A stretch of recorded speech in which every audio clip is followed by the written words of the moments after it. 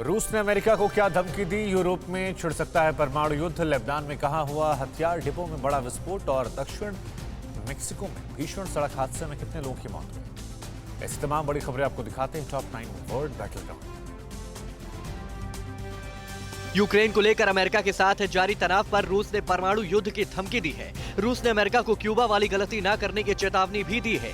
इस समय यूक्रेन सीमा पर रूस के 1 लाख से ज्यादा सैनिक तैनात हैं। इस जमावड़े पर अमेरिका के नेतृत्व वाले नाटो ने भी कड़ी प्रतिक्रिया दी है। अमेरिकी राष्ट्रपति जो बाइडेन भी कुछ दिनों पहले रूस को परिणाम भुगतने की चेतावनी दे चुके हैं। लेबनान में एक हथियार डिपो में बड़ा विस्फोट हुआ है। इसमें कई लोगों के मारे जाने की आशंका है। दक्षिणी लेबनान के बुर्ज अल शावाली शरणार्थी शिविर में ब्लास्ट से पहले आग लगने की सूचना आई थी। देखते ही देखते इस आग ने विकराल रूप धारण कर लिया और इसके बाद तेज धमाका हुआ। आग की लपटें दूर दूर से दिखाई दे रही थी।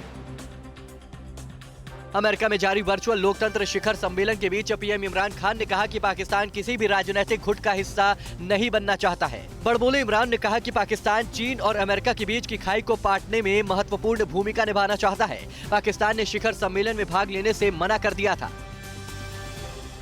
अमेरिका ने वर्चुअल लोकतंत्र शिखर सम्मेलन में भाग लेने के लिए ताइवान को भी न्योता भेजा था। यह चीन को नागवार गुजरा, क्योंकि अमेरिका ने चीन के बजाय ताइवान को आमंत्रित किया था। ऐसे में एक्सपर्ट का मानना है कि पाकिस्तान अपने सबसे करीबी सहयोगी चीन से अलग रहने की हिम्मत नहीं जुटा सकता था। दक्षिण मेक्सिको में एक भीषण सड़क हादसे में 53 प्रवासियों की मौत हो गई है। बताया जा रहा है कि एक कार्गो ट्रक पैदल पुल से टकराकर पलट गया। इस हादसे में कम से कम 53 लोग मारे गए और दर्जनों लोग घायल हो गए। हादसा इतना भयंकर था कि राहत और बचाव दल को मृतकों और घायलों को निकालने के लिए कड़ी मशक्कत करनी पड़ी। इराकी मिलिशिया ने इस महीने के अंत तक अमेरिकी सैनिकों की वापसी नहीं होने पर दुश्मन जैसा व्यवहार करने की धमकी दी है। अल-नुजाबा के प्रवक्ता नस्र अल-शम्मरी ने कहा है कि अमेरिकी सैनिक जहां पर रुके रहेंगे उसे अवैध कब्जा माना जाएगा। इससे पहले अमेरिका ने इस साल के अंत तक इराक में अपना लड़ाकू मिशन खत्म करने का ऐलान किया था। बाल्टिक सागर में रूस के बढ़ते एक्शन से घबराए फिनलैंड भी हथियार खरीदने की होड़ में शामिल हो गया है।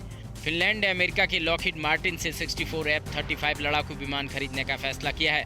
लॉकहीड मार्टिन ने यह कॉन्ट्रैक्ट स्वीडन के साब ग्रुप, अमेरिका के बोइंग, फ्रांस के डसॉल्ट और ब्रिटेन के BAE सिस्टम को पीछे छोड़कर हासिल किया है। तालिबानी आतंक के चंगुल में फंसे 110 लोगों को नई जिंदगी मिली है। ये लोग महीनों से अफगानिस्तान में फंसे हुए थे और अब भारत सरकार ऑपरेशन देवी शक्ति के जरिए कल इन्हें दिल्ली लाई। ये लोग अपने साथ गुरु ग्रंथ साहिब, रामायण, महाभारत और भगवत गीता की पवित्र प्रतियां भी भारत लाए हैं। इनमें वो 4 भारतीय भी शामिल है जो तालिबान राज आने के बाद अफगानिस्तान से बाहर नहीं निकल सके थे। ब्रिटेन के लंदन हाईकोर्ट ने विकीलीक्स के संस्थापक जूलियन असांजे को अमेरिका को सौंपने का रास्ता खोल दिया है। असांजे पर 2010 और 2011 में हजारों गोपनीय सैन्य और राजनीतिक दस्तावेजों के प्रकाशन का आरोप है और वे अमेरिका में मोस्ट वांटेड हैं। हाईकोर्ट ने लोअर कोर्ट के फैसले को पलटते हुए असांजे के प्रत्यर्पण का रास्ता साफ कर दिया। अड़ी सोमवार से शुक्रवार शाम 6 बजे सिर्फ TV9 भारतवर्ष पर।